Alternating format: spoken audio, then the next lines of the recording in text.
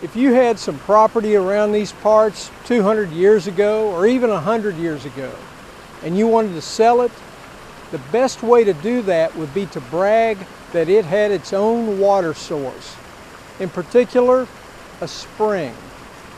In colonial America, in rural America, in anywhere America, a ready source of clean drinking water was valued beyond measure. Creeks, and especially rivers, such as our own Savannah, were often filled with sewage, garbage, trash, and unfortunate livestock. Yes, in the 1800s, so many people were dumping the carcasses of cows and mules in our river, the city council ordered them to stop. Water from rivers or canals often made people sick, and they noticed it, but not the water from a spring, which was usually good and cold. For the record, Quaker Spring was the first such freshwater source mentioned in the Augusta Chronicle in an account published in 1794.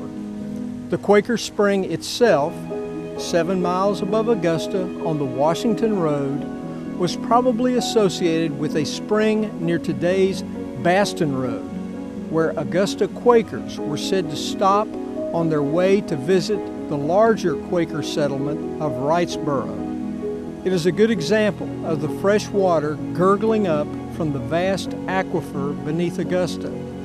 Experts speculate there are perhaps hundreds across the area, although many are now closed or paved over.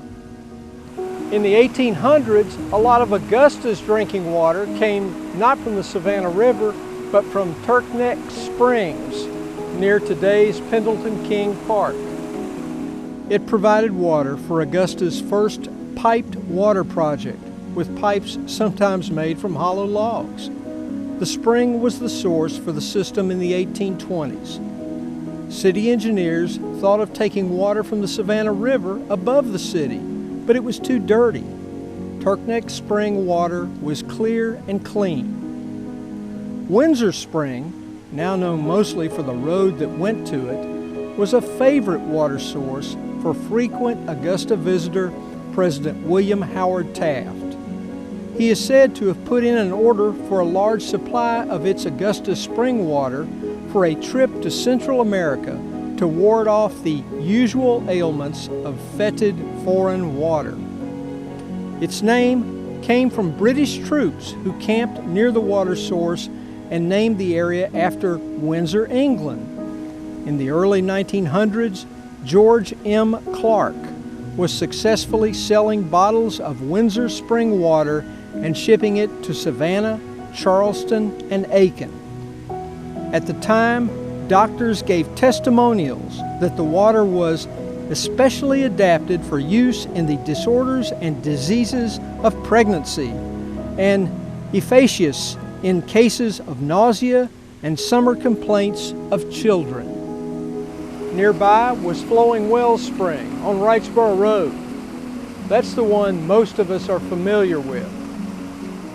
The artesian well was built to provide drinking water at Sue Reynolds School at the top of the hill in the 1930s.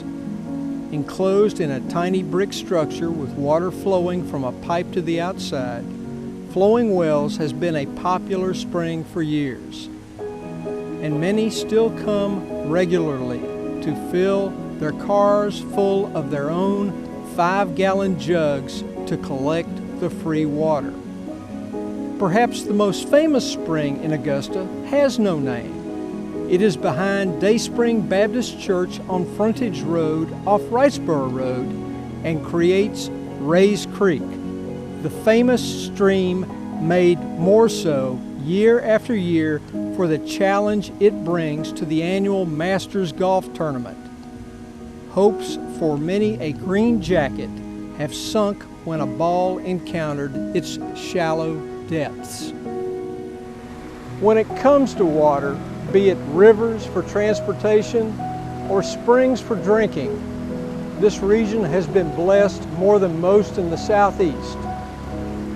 And you can drink to that.